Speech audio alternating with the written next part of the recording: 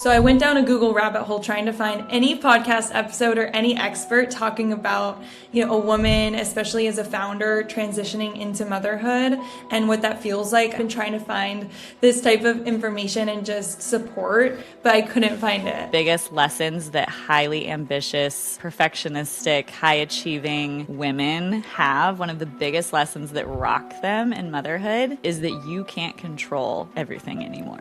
Motherhood kills the maiden. That maiden who you were when you stepped into this experience will never be again ever.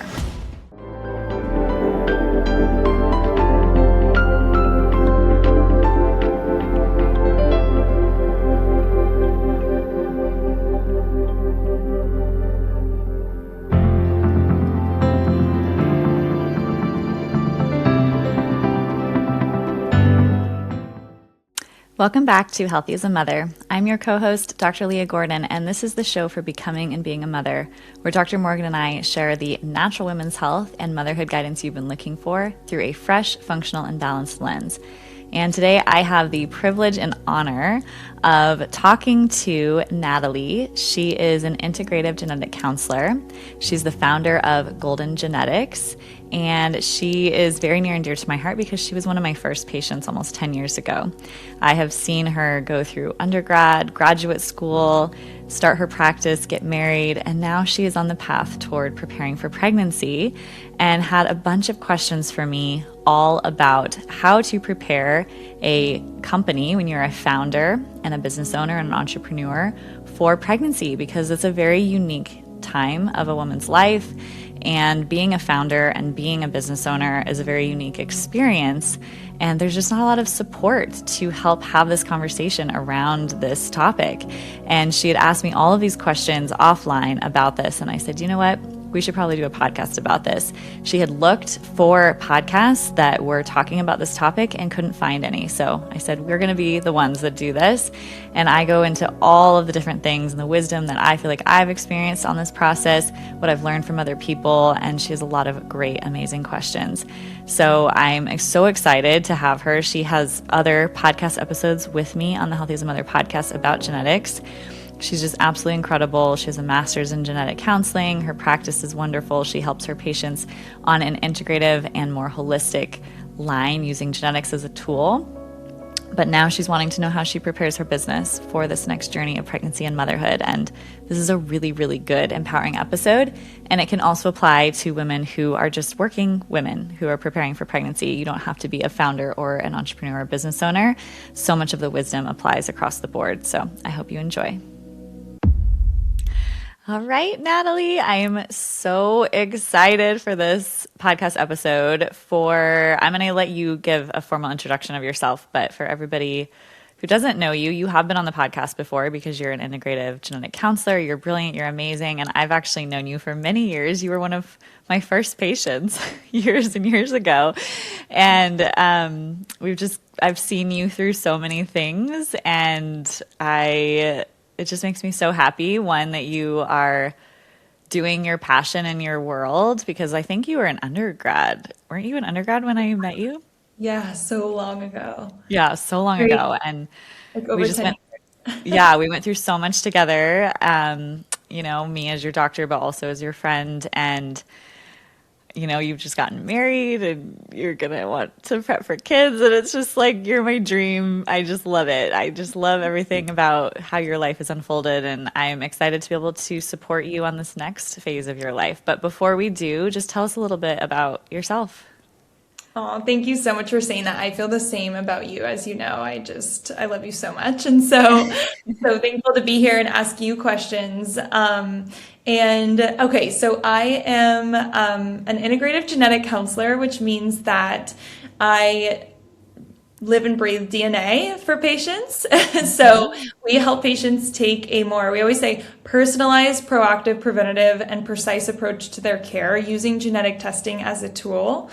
And we see patients across all life stages, actually, from pediatrics and genetic testing for children, but also genetic testing for adults. And a big patient population that I see is preconception. So I've actually been helping and supporting women with preconception genetic testing for years. And now I am entering preconception. And so it's so fun to, have been a provider in that space, but now, switch into a patient myself and be able to get guidance from you and really experience, what it's like living in it. But we're so excited to, just so excited to be here and continue to support preconception genetic testing for patients as well. That's awesome. Yeah. And for those, I'm sure many people listening have maybe heard of preconception, but if you haven't, if you're new to the podcast, preconception is just that time before conception, right? Before you become pregnant, when we have the power to influence so much of our health, not only ourselves as adults and people going into that process to change outcomes for fertility and for pregnancy and postpartum, but we also have the ability to impact the health of our future babies by optimizing our egg and sperm quality. And, the epigenetics is basically the study of how our environment impacts that, which you know more than anybody, right? You're the genetic counselor. But for people who just don't know, that's what that preconception time is that time before pregnancy. And we have such a powerful window to impact that, which is wonderful. Exactly. Yeah. And when we were doing preconception genetic testing, our approach being integrative, we include more of the nutrition and nutrigenomics, epigenetics piece, and also tests that are more, we say, more conventional, like carrier screening and karyotype, which can help us understand, if there might be a genetic contribution to any infertility or fertility considerations. So it can, genetic testing is such an underutilized tool in this space, but can be so helpful on this journey. But you described it perfectly. Yeah. And also when you mentioned carrier testing, for those who don't know as well, because when you reproduce with somebody, if you have certain genes that you carry that are recessive, I know you teach this so well, but basically they're kind of silent. But if you and your partner have the same ones and they are both passed down to your child, they can potentially have diseases. And so that's where that genetic carrier testing comes in. I don't think a lot of people know about that. And I just want to plug, because I think your work is so important.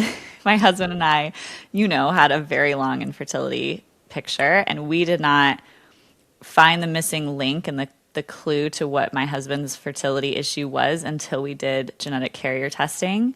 And that only came up because we were going to go through IVF, and they're like, you should probably just do this testing just to make sure that you guys don't have any shared, recessive diseases.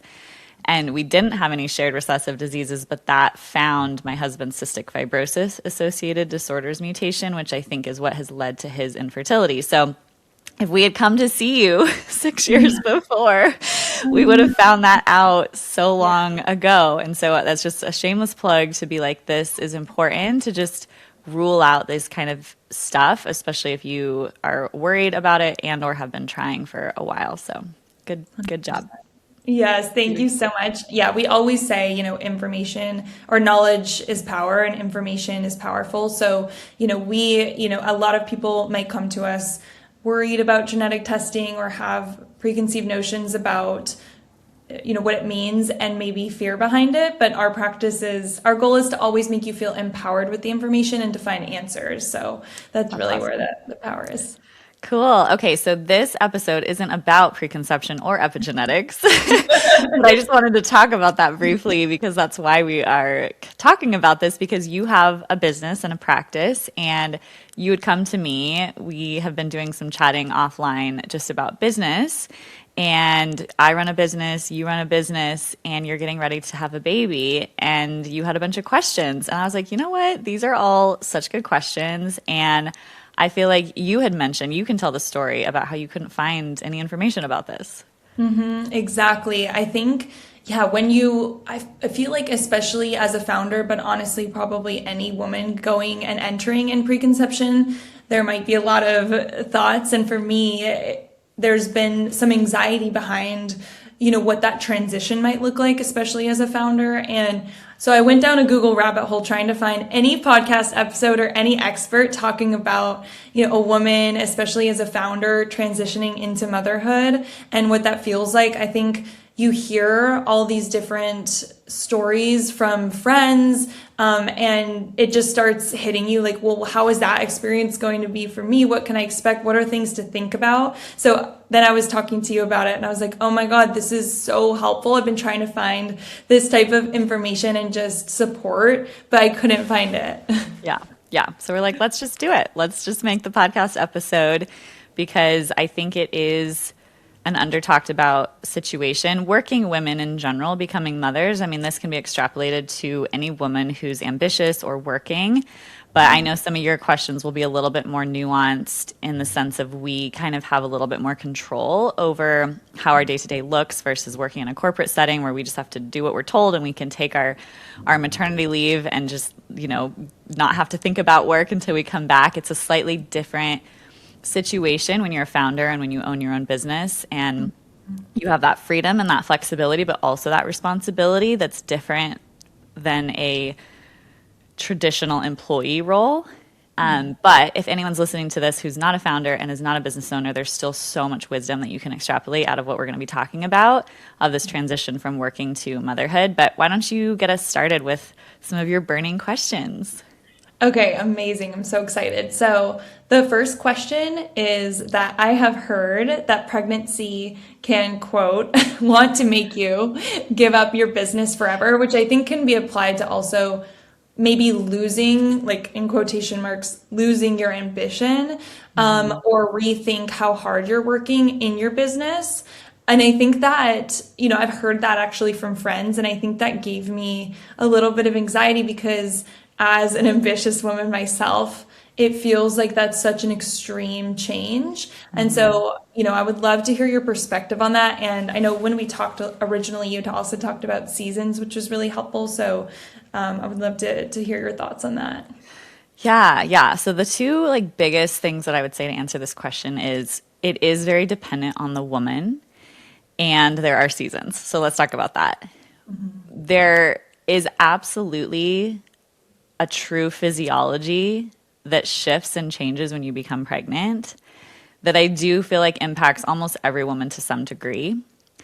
And when you are in that season of pregnancy, whether it's because you are sick and you don't feel good, like for me, it was like having a very intense flu for 6 months. If I wasn't pregnant, but I had a very intense flu for 6 months, I also probably wouldn't want to work very much, And so there's part of it in that regard. But there's also a lot of hormonal shifts that happen during pregnancy and postpartum. And it's on purpose, right? Because we shift into more of a nurturing, caregiving role. Our brain actually breaks down and rebuilds. And they've done imaging of mothers pre and post, before kids and post kids. And there are parts of the brain that actually break down. And then you rebuild other stronger parts. And those stronger parts are more around nurturing and more around diligence of keeping your family safe and the parts of the brain that make you basically a better mother. But it takes from some of those parts of the brain that make you sometimes a really good working person or a good ambitious person. And so for every person, that's slightly different because all of us are already coming into this life with different levels of that ambition. And some people work because they feel like they have to, and some people work because it's their passion. And I would say from my personal experience and perspective, if it's more of your passion, I feel like it's less likely to be taken away or shifted as much as if someone's working because, well, that's what I thought I had to do, and I realized that's not actually what I really want. If it's something, a passion of yours, just like you're passionate about playing pickleball or you're passionate about working out, if work is part of your passion, then it's going to probably hold a bigger part of your brain and your energy. But there is no doubt that pregnancy absolutely shifts that for most people. It's just to what degree and whether it comes back and how it comes back, which we can talk about. And that's where seasons come into play. Because for some people, I know my friend, Alana Rommel, she is another naturopathic doctor. When she was pregnant with her second child, she was so energetic. And she's very creative like me. We're very ambitious together. But what I've learned is she's way more ambitious or in a different way than me. And I felt like my desire to want to lean more into motherhood was stronger during my pregnancies than hers. She built her entire med school for mom membership during her pregnancy. And my other friend, Morgan, who's the co-host of this podcast, has always leaned more into the motherhood space. And in my mind, when I went into pregnancy, Morgan told me, she's like, just so you know, like, you might not want to work as hard as you've been working. You know, I was like, well, that's you. Like, you don't want to work as hard during motherhood. I was like, I'm like Alana. I'm like super ambitious. I'm going to work all the time. Like, that's just who I am. And so I thought I would be more like her. So I planned my business model to have a bunch of time during my pregnancy to build out this like next phase.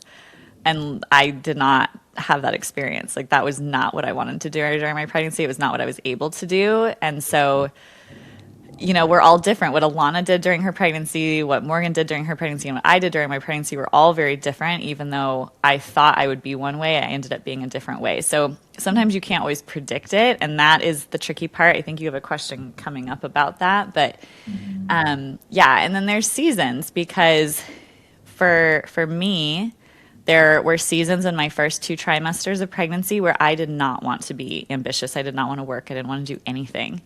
But then I would have surges in my 3rd trimester. Some women feel it in their 2nd trimester, where you get a lot of energy, you feel really good. And then that's a slightly different season where different things can happen.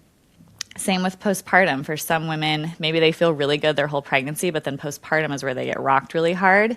And now that the baby's actually here, they're just like, I don't want to work. I just want to hold my baby all day long, you know? And then some women have the opposite experience, where they're so overwhelmed by having this new little baby to take care of that they almost want to escape to work, right? They like kind of need a break from that constant. And sometimes it's hard for you to know which way you're going to be, which is challenging. Totally. No, that's so helpful. I think the biggest thing too that was really helpful for me to remember is that everyone's different, and it's your own, you know, what you go through isn't going to necessarily match your friend, you know. And so like you said, the examples you gave were so helpful, because I think when someone tells you their experience who's close to you, you automatically are like, oh my God, that's going to be me. And I don't know if that's like something I want, or, and it's like, you kind of, I think the way you're describing it is, whatever happens for you is your own personal experience, and then you just accept it, you know, in that time. And so I think that's really helpful. And I think the seasons part also very helpful to think about, because I think it's, you know, you might feel one way and then it might switch, especially with postpartum. And I was thinking, you know, even like 6 months postpartum, you know, where does that ambition come back? I don't know if you want to speak to that too. Yeah, again, it's different for every person and their experience of their postpartum experience. My postpartums were actually pretty good. I had a very loving and supportive partner. My husband's incredible. He does so much for me. You know, he cooks, he cleans, he takes care of me and the kids and gives me space to rest and all of that. And not everybody has that. I recognize that. However, because I had that support, you know, I felt pretty ready to kind of jump back in, not in like an intense all-in way, but I have a creative flow and energy, and that's sort of how my business is it's an expression of my creative energy. And, you know, after 3 or 4 months, I was like, okay, I'm ready to kind of, you know, jump back in. And I did a few things sooner than that, just because I run a business, I have to keep things somewhat afloat. But I would have creative ideas, and things shifted for me because my work is around, you know, fertility and becoming a mother. It's slightly different because I felt like my experience all of a sudden opened up a new avenue of thinking how I can support other women that maybe wasn't accessible to me before I became pregnant, because now I've had this experience. I've learned all of these lessons. I have this thing that I want to share because of my experience. And so my business shifted with that, right? Which is a beautiful thing. But the tricky thing that a lot of people think of too with postpartum is, yes, the first few months are hard. There's a lot of sleep deprivation, and that just is hard on anybody, no matter what, right? Even if you have the most supportive partner, you are the one as the mother, if you're choosing to breastfeed, that is up with the baby. You just don't have a lot of sleep. So that needs to be taken into account when you're planning your postpartum path back. The biggest overarching thing that I want to say to anyone who's a founder or a business owner who's a woman who wants to have a baby is that you need plans in place to allow for flexibility, because you don't know what you're going to get. You don't know what your pregnancy is going to be like. You don't know what your birth and postpartum experience are going to be like. And you don't know what your baby's going to be like. Because you could assume, well, I'm going to sleep train, and so I'm going to have a sleeping baby by 3 months. And then that's when I'm going to build back my, launch that's coming in XYZ time. It's like, okay. And you might have a colicky baby who doesn't sleep. And it doesn't matter what you do. You can't control them. And I would say one of the biggest lessons that highly ambitious, perfectionistic, high-achieving women have, one of the biggest lessons that rock them in motherhood, is that you can't control everything anymore. Because we're used to that, right? If you got into the level where you have your own business, you're a founder, you're doing all of these things, you are used to having some level of control in your life, and that your life responds to your effort, and that you basically get what you want based on what you put out and put in. And in motherhood, it is not that way, because there's this other being that you are coexisting with. And you can't force a baby to eat. You can't force a baby to sleep. You just can't, as much as you want to.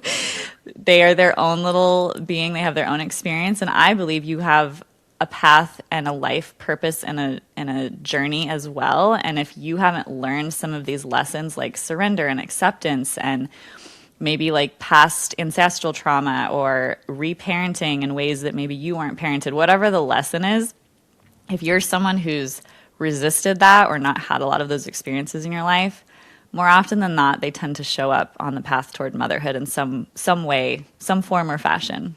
And now, a quick word from our sponsor. We've partnered with Needed to bring you this episode. Stress is something that many people can experience along the fertility journey, and it's something that influences how they handle oxidative damage.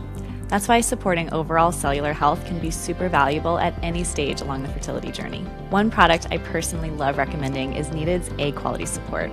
I helped contribute to formulating this product, but even if I hadn't, I would still be confident recommending it because it's so great.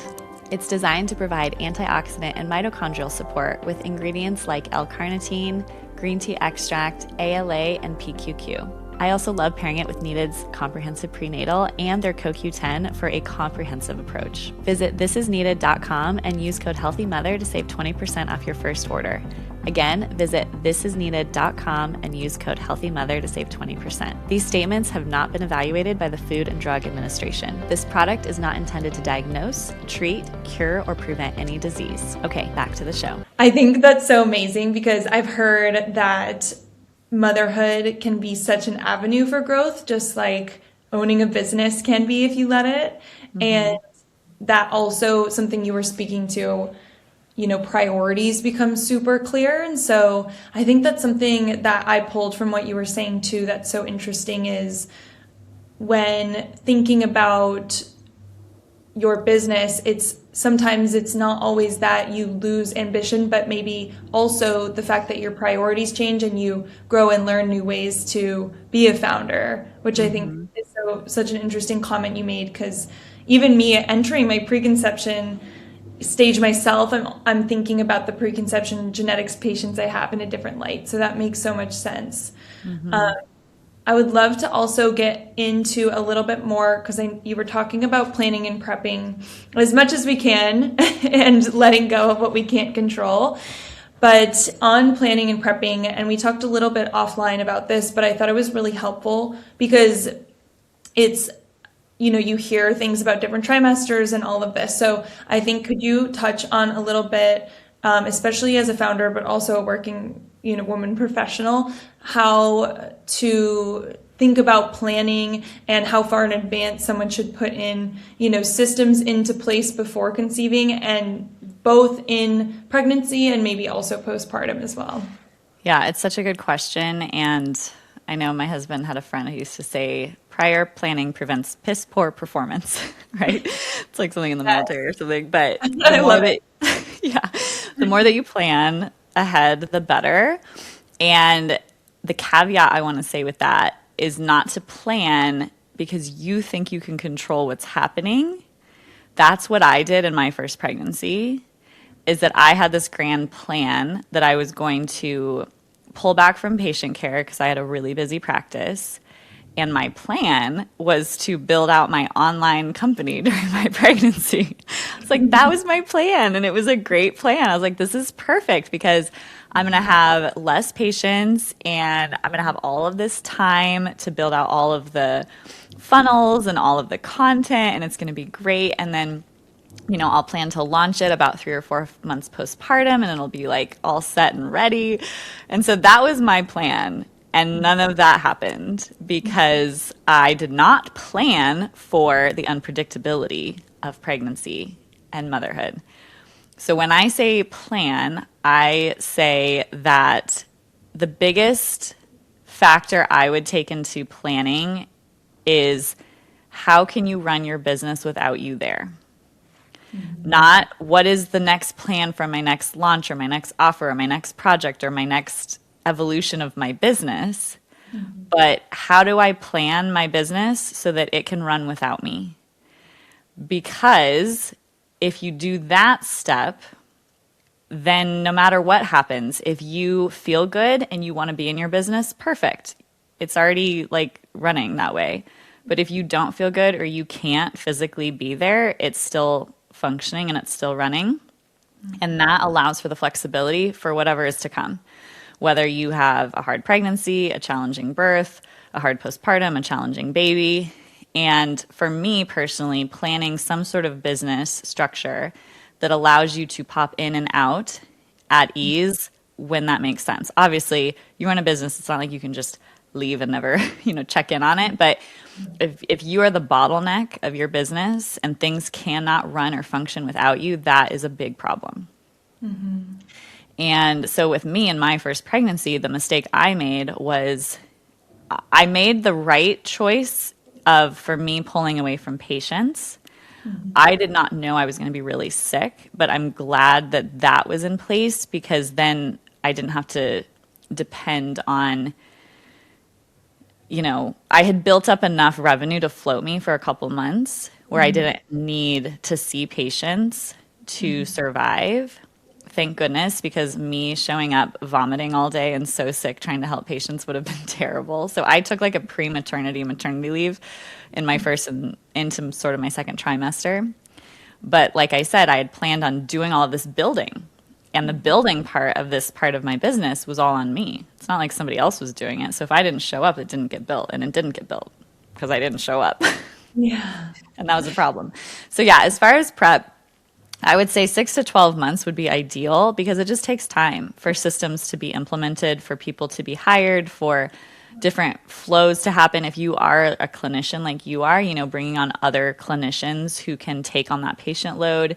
If you have a different kind of business, setting up structures, maybe planning prep ahead of time, tons of marketing. If there's a part of your business that really can't be outsourced, like podcasting or marketing or doing other things where it has to be your face doing it, prepping ahead of time, taking 6 months to plan out an entire year of content so that you don't have to be doing that during your pregnancy. Those kind of things where you make it so that if you were to disappear for X amount of time, the business could still run. That is the prep. And however long it would take you to do that in your business is unique to you. But just like preparing your body for pregnancy, I would say preparing your business for pregnancy, 6 to 12 months would be ideal. So helpful. And would you say that preparation and the systems should cover, I think we had talked about this a little, but pretty much majority of all pregnancy and maybe 6 months into postpartum, ideally, right? To more be like a removed CEO. Yeah. And so this is where it's really hard to just step away and never be involved in your business for a year and a half. Yeah. But the systems that I'm talking about is something that you can pop in and out as you need to. So most likely, most people in their experience will have seasons of feeling bad and seasons of feeling good, seasons of feeling I'm on top of this and seasons of feeling like I'm not. So what model can you build that allows that popping in and out of? It's not necessarily, I mean, it would be great if you could figure out a way for your whole business to function and you just have to, you know, oversee and organize what's going on with your team. I don't know personally of anyone who can just completely step away. However, I have talked to a lot of founders who are pregnant or who have become pregnant, and it does force them to think about their business in a different way. It forces them to bring on team members and to think about structure, especially if you've been mostly on your own or if you've just kind of done everything because you can. That's how I am. I'm like, well, I can build my website. I can do all the marketing. I can do all of this stuff. So I just do it because I haven't needed to not do it, right? So if you can create that structure in place of having these team members to support you, then you can pop in and out as you need to. Yeah. But yes, ideally, it allows for you to pop in and out as you need to for the entire pregnancy, and then, you know, up to 6 months postpartum would be a dream. You might not want that. Like for me, I always would have a resurge in my excitement and my creative energy in my third trimester. So I would just pop back in. I mean, there was even times during my pregnancies where I'm like, you know what? I feel like seeing patients again. So I'm going to bring on some new patients. But then I'd be like, this is only for 3 months because I'm going to have a baby in 3 months. And, you know, you just tell them up front, that's what's going on. And they know that. And, you know, I would hire different doctors and people in my practice to be like, you can see them, you can see me. But as soon as I have my baby, you know, I'm not there for 3 months. So you need to know that going in, you know, giving people upfront knowledge and information about that. Mm-hmm. If it's that you run like a digital information kind of business online, for example, having funnels that are automated, having team members that can do sales calls or anything like that, doing all of your pre-recorded content, those kind of things. And then you might have this inspirational surge at some point, and sure, you can add more to that fire, but to have everything in place that you don't have to, I think is the biggest key. Yeah, that's so helpful. I think you answered this a little bit too, but on just team and delegation, do you have tips on how you can communicate with your team about capacity shifts during pregnancy and postpartum? Or also maybe does communication, you know, how can you shift that communication or those systems differently during those times? Yeah, I think it's important that when you bring on team members, if you have team members that have already been with you for a long time, obviously having that conversation that I'm moving into a different season and things are going to look very different than they have before. The thing that happens when someone's very used to a person being a certain way and then something changes is there can almost be like an experience of grief. And this is something I'd like to talk about the woman herself having that experience of grief, because motherhood kills the maiden, right? The maiden is the archetype of the woman before she is a mother. And the maiden has a very different experience than a mother. They are two completely different beings. And I think this is the biggest thing for people to understand, is that the women who have the hardest time with the transition into motherhood are those who think that they go into this like going to a concert. You know, I am Leah, the maiden, and I'm going to step into this concert and I'm going to step back out and go home my maiden self. And it's like, no, you are literally stepping into a transformation vat and you will never be the same. That person is gone forever. Like that maiden who you were when you stepped into this experience will never be again ever. Mm-hmm. You need to accept that now and start processing that now, because the women who I have experience with who struggle the most are the ones who wake up out of like birth and they're like, what the fuck? You know, like, no, I want my old self back. This isn't right. This isn't me. This isn't who I am, you know, and they are panicking because they didn't really wrap their head around the idea that the minute that you give birth or even become pregnant, for a lot of women, that version of yourself is never, ever going to be the same again. Mm-hmm. And with business, the relationship that you have with people who are currently on your team and you with your business, because your business is like a child or like a relationship in a way, you need to start processing now that your relationship with that entity is going to be different forever. It could be more positive, like it could be. It could also be different, like you could resent it. You know, I've had seasons of that. I've had seasons where I'm really grateful for my business. I've had seasons when I've resented it because it's a relationship. And when you change, that the relationship with everyone around you changes. And so preparing your team for that ahead of time, I think is going to be really important. That whatever experience they have of you in the current situation is going to be different during your pregnancy. And to let them know, the trippiest part of all of this is you say, I'm getting ready to become pregnant. One, I don't even know how easy that's going to be. I mean, you might go into an infertility season. I hope that you don't. But you need to just prepare them, you know? I don't think you will. But just prepare them, right? Like, I'm getting ready to start trying to have a baby. Yeah. I do not know what is coming. I know, though, that I'm going to be different than I've ever been, and that our experience with the business, me with the business, me with you, is going to shift and change because I'm going to be shifting and changing. And I just want to make sure that you know that and that you're okay with that and you're ready to go on this ride with me.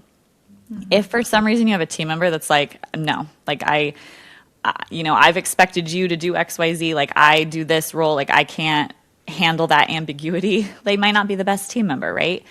And so maybe finding a different team member, and or if you're bringing on new team members, that's just part of the expectation up front.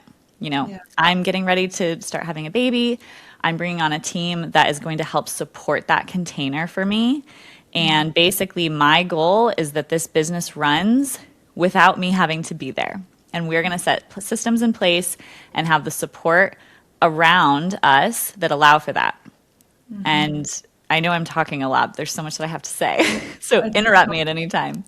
The other thing you have to keep in mind, which is something I've dealt with because I've been in business for so long, is that when you hire women, sometimes there is a popcorning of women going on maternity leave or women also having babies. Yeah. And so I know this is a thing it needed once, the supplement company that I formulated for, where it was like a rotating door of everyone on maternity leave. And it's like, okay, Julie is having a baby, then Ryan's having a baby. Ryan's a girl. And then the other formulator was having a baby. I mean, there was a time when at one point there were 2 core team members out on maternity leave, like rotating for like 4 or 5 years.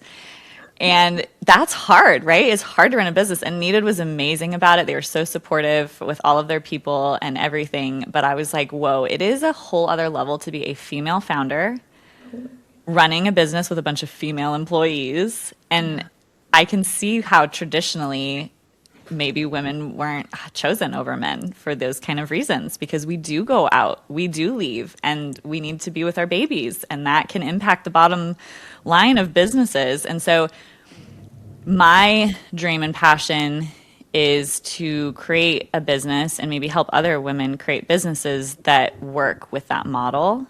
Yeah. And that's where having team members who are flexible and team members who are really open and communicative, even about their trying to conceive, goals. If you're looking to hire someone and it's like, are you also actively trying to conceive? Because that it's not, you can't actually ask that, like legally. I know you can't, because you can't discriminate based on those kind of things. But just knowing that like we have a supportive ecosystem that allows for that, we just need to kind of know, what the plan is so that we can put these things in place. Because you ideally don't want to bring on someone who's going to be going on maternity leave at the exact same time as you. Totally. Who's going to be replacing you or whatever.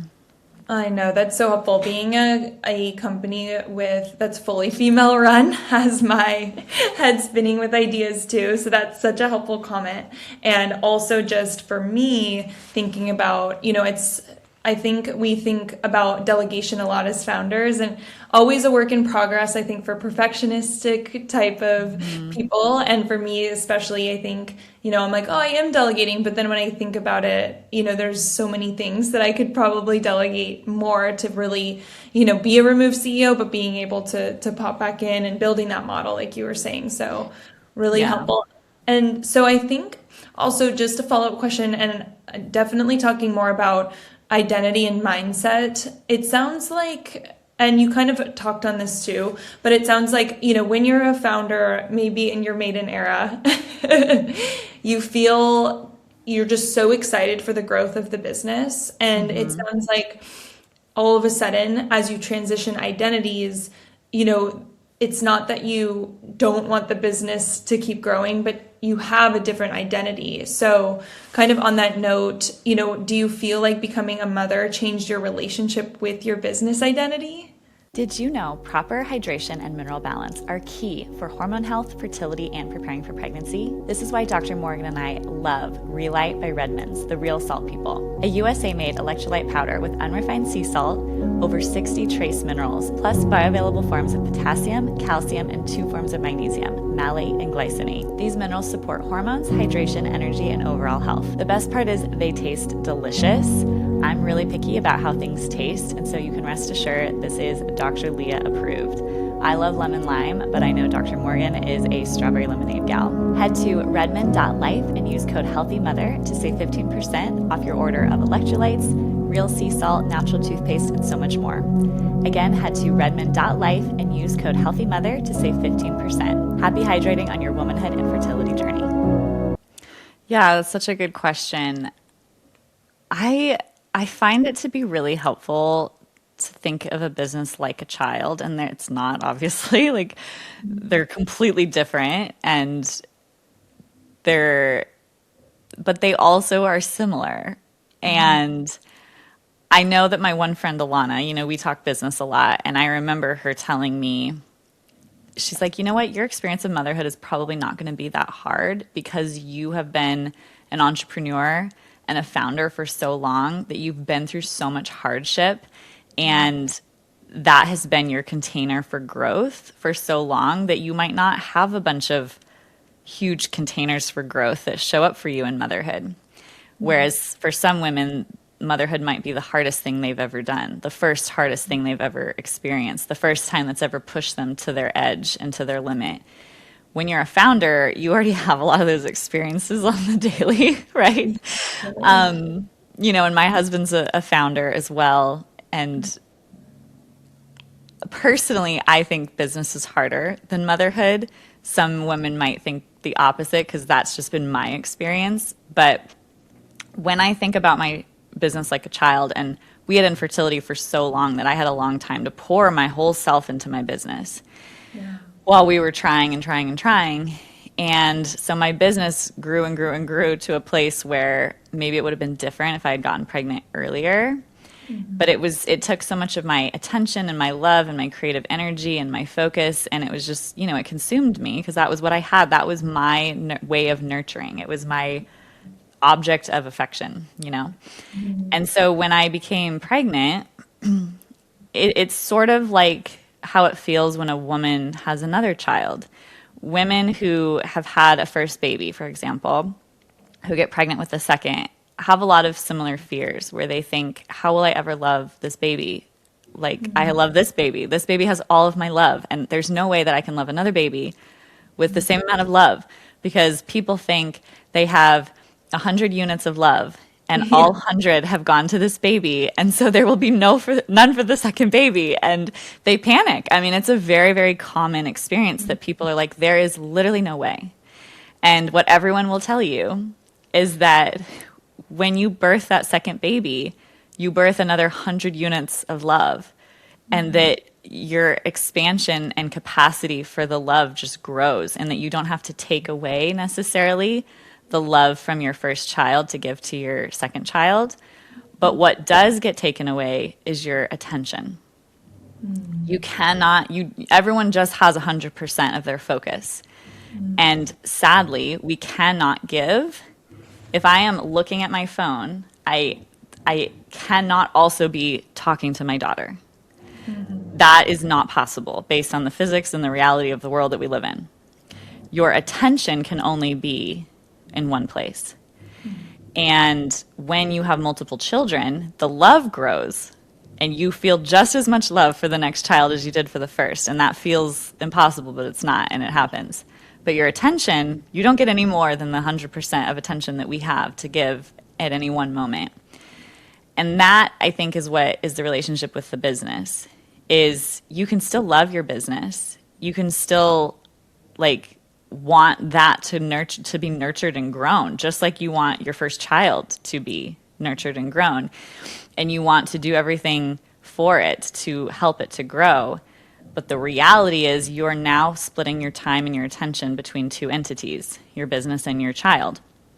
And then with every subsequent child, you know, it's your business and your first child and your second child and whatever. And so that's where the relationship with the business, and for me, in my experience, that's the tricky part, and where sometimes I'm like, I love that I get to spend X amount of hours in a week on my business. And I love that I get to spend X amount of hours a week with my children. I personally don't feel like I would be as fulfilled if I was only with my children. And I would be absolutely devastated if I had to leave them and work, 9 to 5, 5 or 6 days a week. Mm-hmm. So in that way, I love being a founder and owning my own business. But you do have to be very conscious about your attention. Mm-hmm. And where there's resentment that builds with the business, in my experience, is when you want your attention to be with your baby, but your attention has to be with your business. Mm-hmm. And then sometimes you'll have the opposite, where you want your attention to be with your business, but then your baby is like waking up out of a nap or, needing something, or they're sick or whatever. And obviously you want to tend to them because you love them.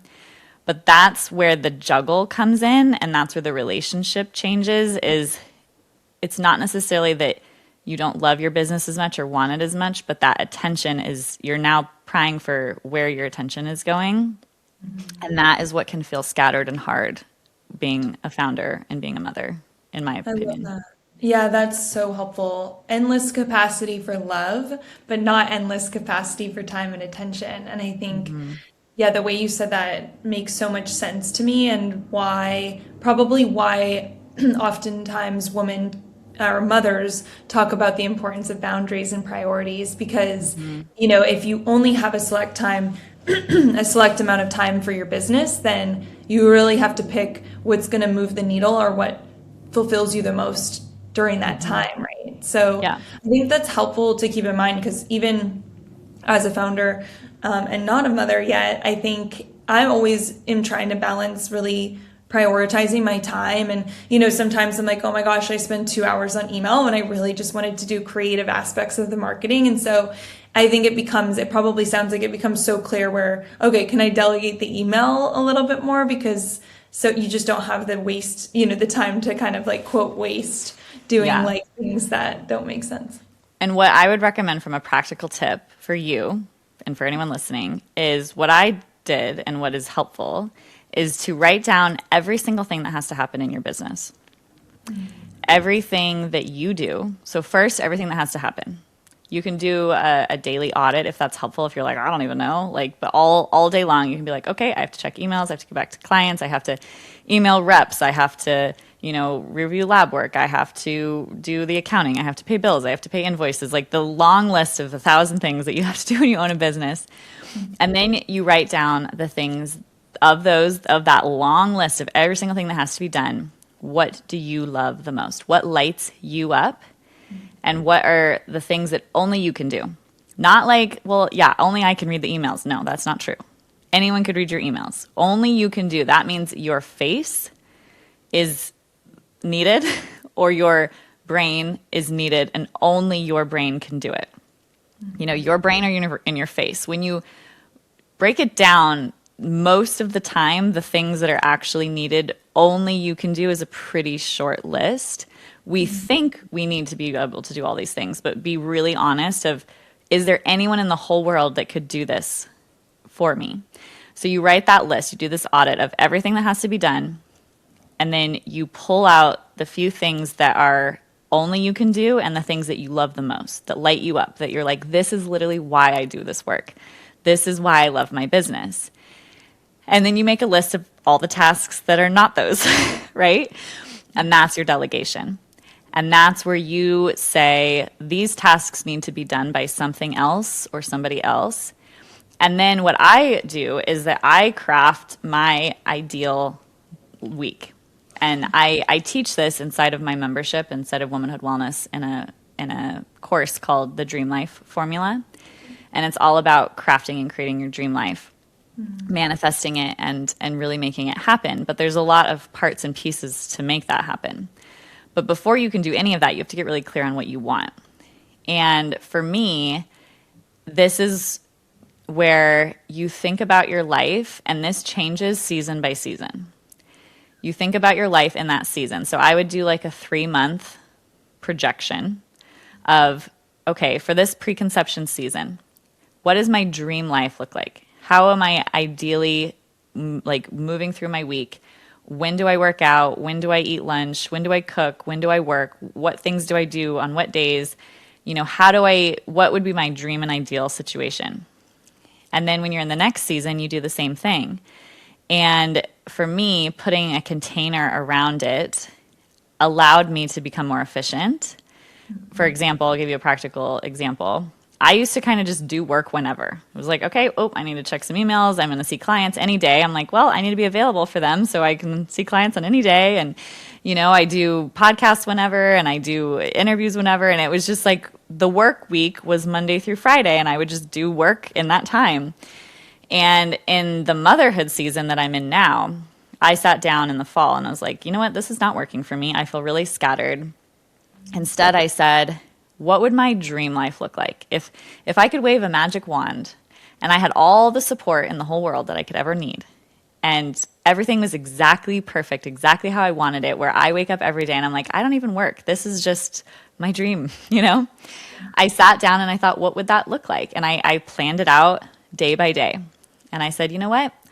I feel really good when I don't have any meetings on Mondays. Mondays stress me out. I don't want to have calls. I don't want to have meetings. I don't want to be on camera. I want to be able to roll up to work in my pajamas. And what do I want to do on Monday? It's the start of my day. Okay, I definitely want to start with working out. I would love to have a meeting with whoever runs my business so that we can get on a good page on Monday morning. I would love to meet face to face with a person and go over the week. And then I just want to be free to create. I just want to write copy. I just want to create my programs, my content, whatever it is I have to create. And I don't want to be interrupted, because when I get interrupted with meetings and appointments and all of that, it interrupts my creative flow and I'm less efficient. So I blocked off this dream Monday. And then I planned it around my kids and when my daughter's in school and when my son naps. And, it's a very different season now than it would have been when I was pregnant. And I did the same thing, so on and so forth throughout the week. And so I basically created these block chunks of my work that it's like, this is when I do this thing. Tuesdays, I see patients. Mondays, I create content. Tuesdays, I see patients. Wednesdays are when I do podcasts or I'm on camera. I'm recording things. I have to get ready that day. I have to look nicer. It's just a different situation. Thursdays, I wrap up, and Fridays, I'm off. And basically, when you get clear on what your dream situation looks like with work, it becomes very clear on who do I need to make this possible. Okay, in order for me to have this life, I can't be doing all of the back end admin stuff. My dream was to show up to a live call in my membership, have a pre-listed thing of all the questions, answer them on camera, and then leave and go feed my son. So I was like, okay, for that to happen, what do I need? I need somebody who's reviewing those questions ahead of time and putting them somewhere. I need someone to upload the replay video to the membership. I need somebody working behind the scenes, right? So then you take this list of all of your tasks and you take your dream life and your ideal situation and you start to craft the team members that will make this life possible. And that is the secret sauce. And then you use your manifestation techniques that I teach in my course to create and draft up this perfect person or these perfect people that are exactly what you need to allow this dream work and life situation to happen. And then you write up that job description, you bring them in, and you be very clear in your interviewing on asking the right questions to weed out the people that would not be a good fit and to really find that best fit so that you can start to build this infrastructure around you to make this a reality. Does that make sense? Yeah, so helpful. I'm already thinking I'm going to re-listen to this episode and do this exercise. I Yeah. think it's so helpful, and it's just a reminder that, I think especially as founders, how lucky we are to be able to really change. Like, we're not stuck in things that don't make sense. Like you were Hmm. saying, I had a micro moment of this where in my business I was just working 9 to 5 every day, and then I was like, wait, why am I felt terrible on Mondays too. And then, Hmm. I was like, well, what about my mornings being free? But I think going through it the way you did and really setting up the systems to actually make the change, because I think it's one thing to be like, okay, I'll do it, and then it falls back to what you were doing before. But Yeah. setting up the systems and actually taking action to make it happen, and remembering that we have we have free will in this life, and we can change things that don't make us happy, is like so much more empowering than be like, oh my God, I'm just going to be tired every day and stuck in this 9 to 5 schedule, which, Yeah. it's not the case for founders, which is so grateful for. But Yeah. And having a good team, like I've been through a lot of different staff and people that I've hired, and there's been seasons where I've sort of just brought on the person that was convenient at the time, or I'd be like, oh yeah, like this will work, or maybe I'll try to make this person this other thing, versus when I've gotten very, very clear on exactly what I want and exactly who I want and call that person in, that has been the most supportive. And as a part of that job description, saying it up front, like I want someone who can basically hold all of this back end stuff. Like I had just hired my girl Shelby. I love her so much. She's sort of like my manager of everything. And I intentionally manifested her. I created her out of this whole process that I did.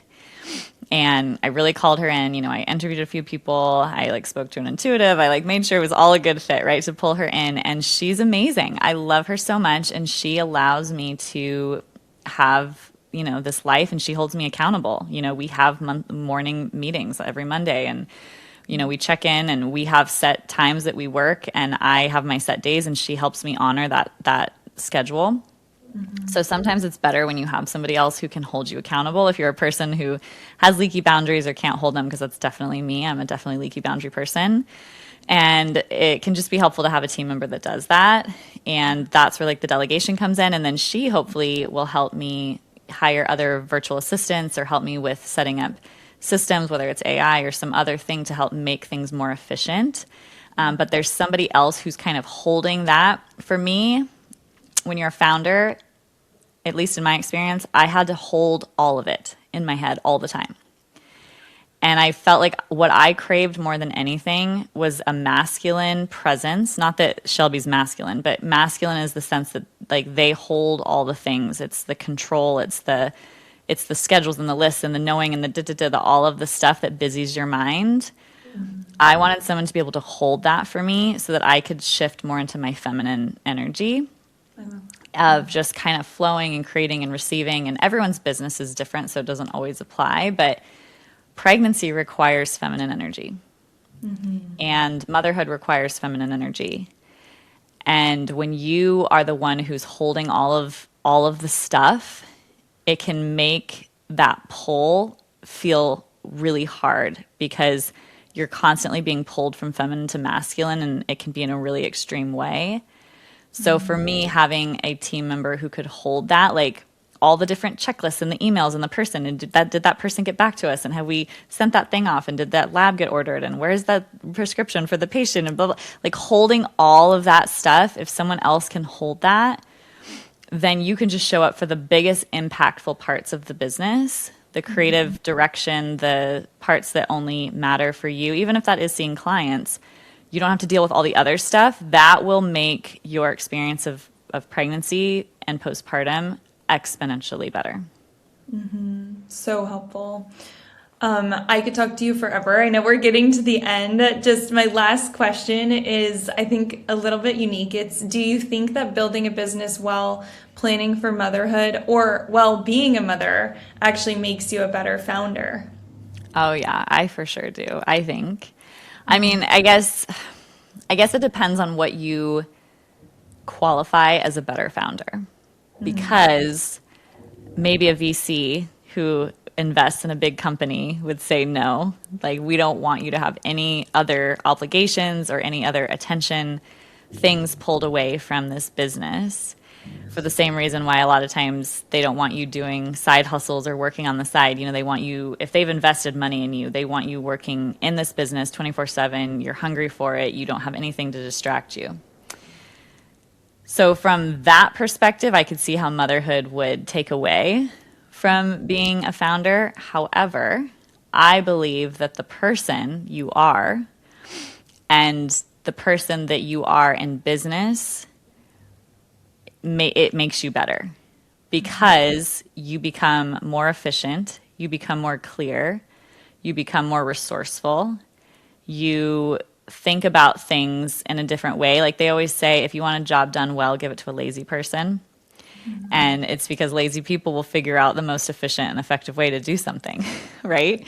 Whereas people like me, I make things really hard and I make things complicated just because I'm a perfectionist and I do all of these things. And at the end of the day, to have something done quickly and efficiently is better for business. It's better for so many things instead of spending hundreds of hours, spiraling into all these different places.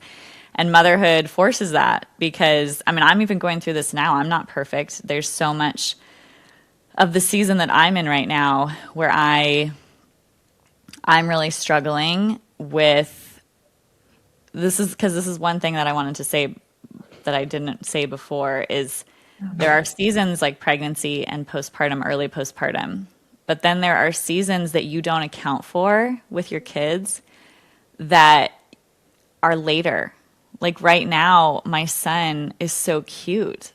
I just want to be with him because he's the cutest and he's walking and he is playful. And it was almost easier for me to go back to working when he was 3 or 4 months because he slept a lot, And I was like, this is easy, I'm just going to put him down and I'm going to sleep. And if he wakes up, I had a nanny, I brought a nanny in to help me. And that season was sweet. I got my cuddles. I got to breastfeed often. It's almost harder now because I don't want to miss his little life. And I know that eventually he's going to be in school and then I won't be with him as much. And so there's this short window of their life when they're little. And so I built up this model again in my head where, okay, I'm going to ramp up. I'm going to launch this membership. I'm going to have all of these offers and do all of these things that are going to happen once my baby's over a year. And that's going to be the perfect time because I'm going to be back into full swing business mode. And then I catch myself having seasons where I'm just like, oh my gosh, I don't want to do this. I want to be with my baby, but I don't want to let my business go because I love my business too. And so there's this pull and give and take. And now, I am trying to change that. I had created that whole perfect daily, weekly thing that was based on a different nap schedule. He's now in a different nap schedule. So now I'm like rethinking things and maybe I should try to merge my work into when he naps consistently 3 hours a day where he wasn't doing that before. So that's where I'm saying you become scrappy, you become resilient, you become really flexible, you become innovative, and those are all qualities I think that make a really good founder. Yeah, I agree. Oh yeah, go ahead. Yeah, I was gonna say, and just motherhood, Yeah. it blows that up more. Totally. Yeah, and I think as you were talking to, I think especially as a founder, when you're a founder, I think who is here to make an impact on others, and really the goal of the business is, of course, be able to make a living, but I think make an impact rather than the goal just being a business to like build quick and sell. I think the change sounds like that influences, being a founder in that aspect for the better, because also, like you were saying, bringing in creativity and femininity and innovation in the business, and then all the things like flexibility and, I think all of that being essential for a founder who's really wanting to build and grow to make like such a large impact. That makes so much sense. So yeah, I think it's amazing. I think some of the most amazing women in the world are mothers. And I agree. They can do incredible things with work. I do think that we have to reimagine it, and it's different than for men, right? And that's different. Like, my husband's a founder, and he's just like me. We co-parent very, very similarly. And so his life also revolves around how he can be the most present dad and be also an amazing founder for his company. And so it's not only for women. However, the traditional model that used to be or that is predominant out there is just not built for women becoming mothers. Like, it's just different. It requires a different tool and subset. And so hopefully this was helpful. Yes. Do you have any last questions before we wrap up? I don't think so. I'm ready to re-listen to the episode. And I'm so thankful for you. Yeah, I always say you were such a big impact on me as a practitioner, like really changed my life. And I just love still talking to you about other aspects like business because you're such a natural teacher. So this was so helpful, and I'm so appreciative I got to do this with you. Yes, me too. Well, thank you so much for bringing such a good, important topic that I would have probably never thought of myself. It makes me want to get into like business coaching or something. I'm like, this is so fun. Please do. Because I'm like, this is what I should be doing instead of fertility. No, I love fertility too, but it's a different form of creative energy, and it's fun. It's so helpful. Yeah. So thank you so much. Of course.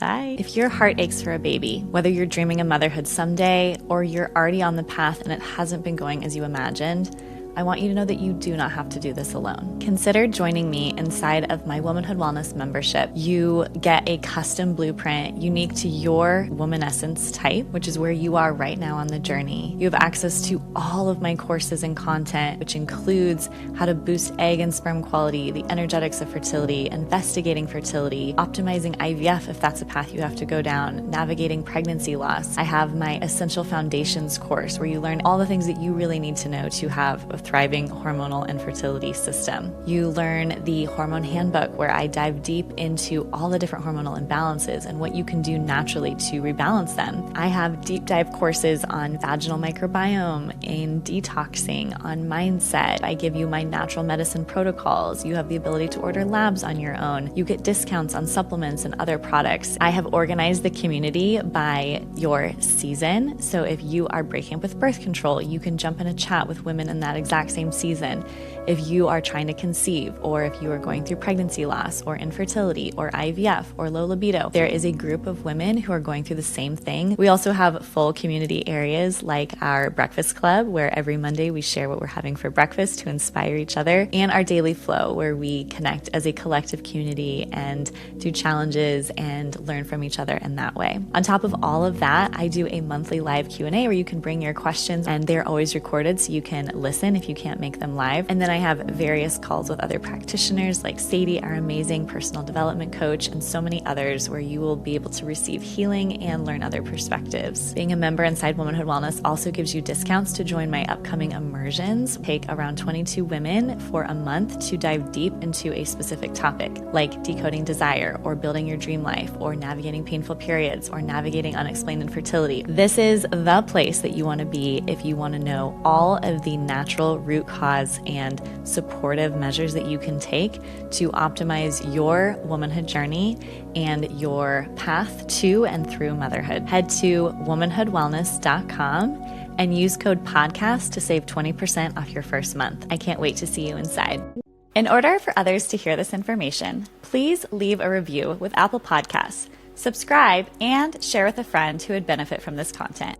Please remember that the views and ideas from this podcast are for informational purposes only and are not intended to be a substitute for medical care of any kind, including the diagnosis and treatment of any disease. Consult with your provider before integrating any of this information into your own healthcare plan. A healthier future starts now, and it starts with you.